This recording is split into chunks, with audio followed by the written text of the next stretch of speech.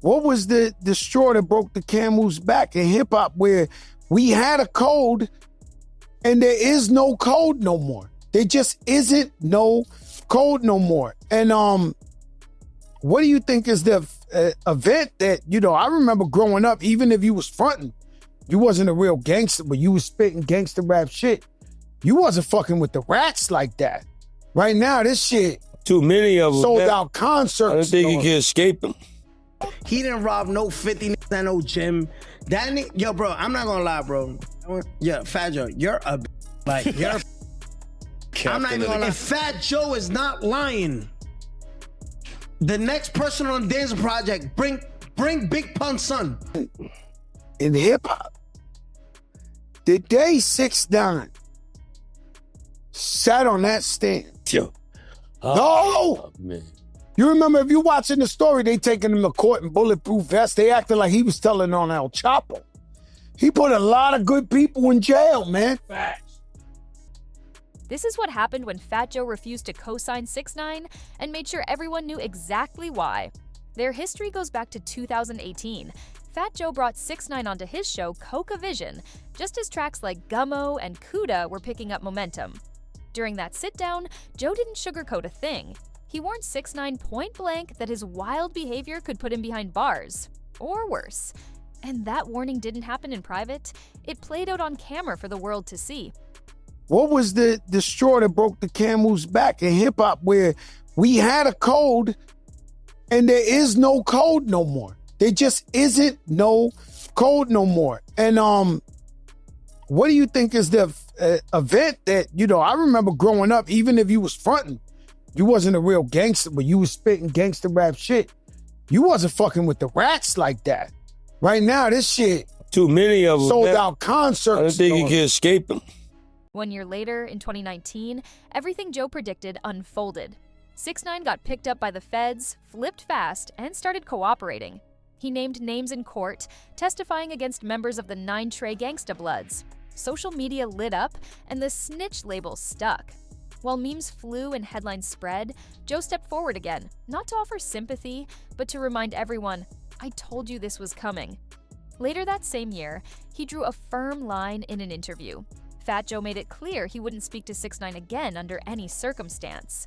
His words weren't vague. He called him a rat, labeled him untrustworthy, and stood on the belief that when you build your whole image on street ties, breaking that code destroys your credibility. And this is where it shifted to a new era.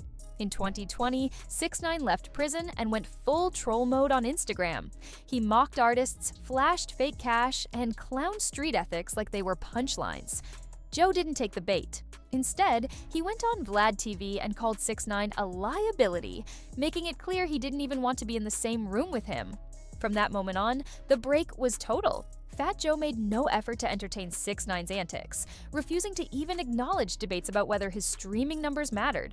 For Joe, the numbers were noise. The real issue was character. When someone asked if he'd ever collaborate with 6ix9ine again, his answer was cold and final: never. 6ix9ine didn't let it go. Every so often, he'd throw out bait, clips, jabs, little digs aimed at Joe and other rappers.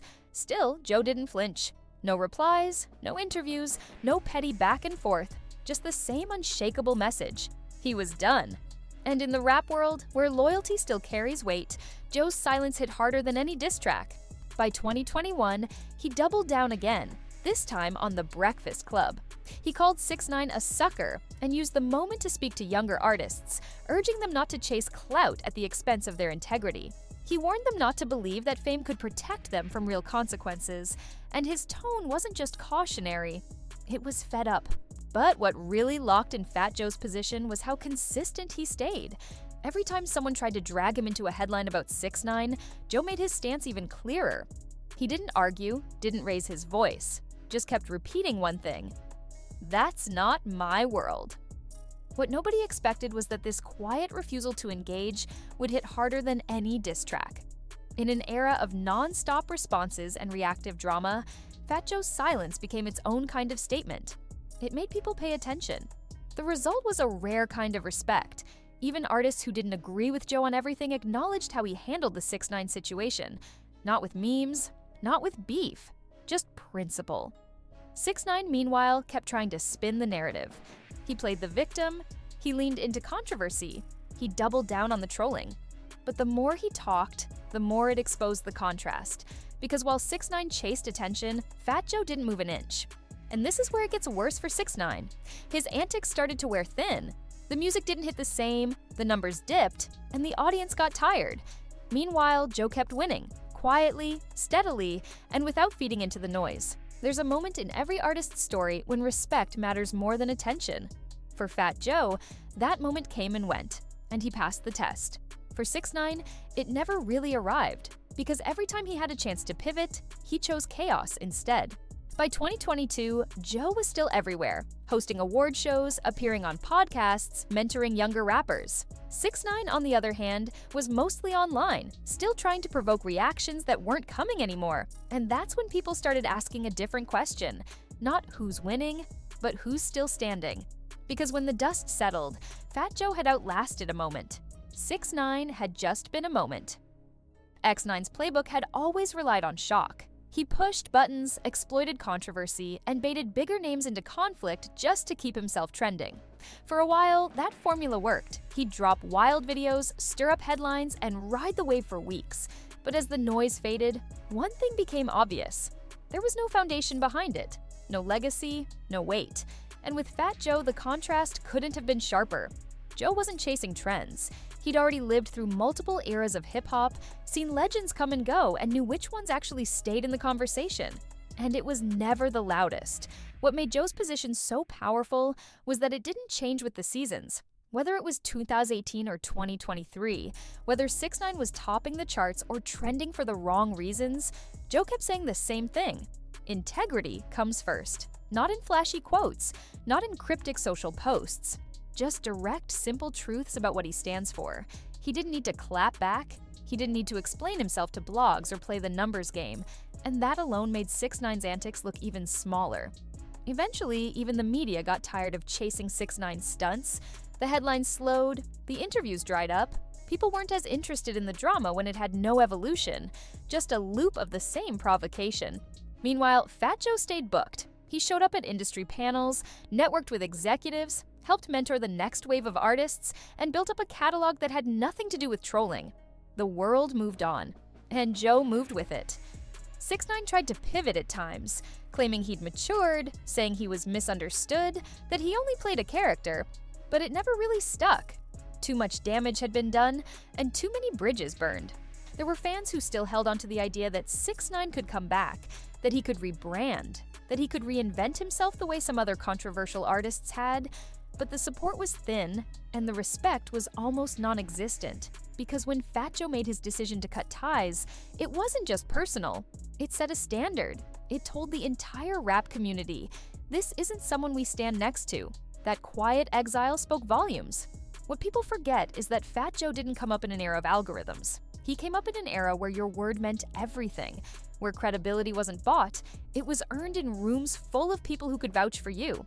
That's the code Joe carried, and when he looked at 6ix9ine, he saw a walking contradiction. Someone who exploited the culture for numbers, only to turn around and throw the same people under the bus when things got hot. And the truth is, even if 6ix9ine never said Joe's name again, the damage was already done. That initial warning Joe gave him in 2018 wasn't just good advice, it was prophecy. He laid out the entire roadmap of what would happen if 6ix9ine kept playing with fire. And when it all unfolded exactly like Joe predicted, the industry saw who really had foresight. By the time newer artists came into the game, the story was already a cautionary tale. People like FatJOE were no longer just veterans. They became filters, gatekeepers. Not in the sense of blocking opportunities, but in showing younger artists what a real legacy looks like. And more importantly, what it doesn't. 6ix9ine may still have a few die-hard fans, and he might manage a viral moment here and there, but the center of gravity in hip-hop has moved far away from where he's standing. The artists shaping the future aren't following that blueprint. They're watching people like Joe, people who played the long game, stayed consistent, and didn't fold when it got complicated. The final lesson? When the industry writes its history books, they don't remember the clowns who made the most noise, they remember the ones who held the line when it mattered. And in this case, that was FatJOE, closing the door and never looking back. Fat Joe didn't win this feud by rapping harder, clapping back online, or chasing headlines. He won by staying rooted in something 6ix9ine never had: respect. In an industry that's always shifting, where hype fades and loyalty gets tested, Joe didn't need to raise his voice. He just needed to stand still while the chaos burned out around him. And now, years later, the silence still echoes louder than any diss track ever could.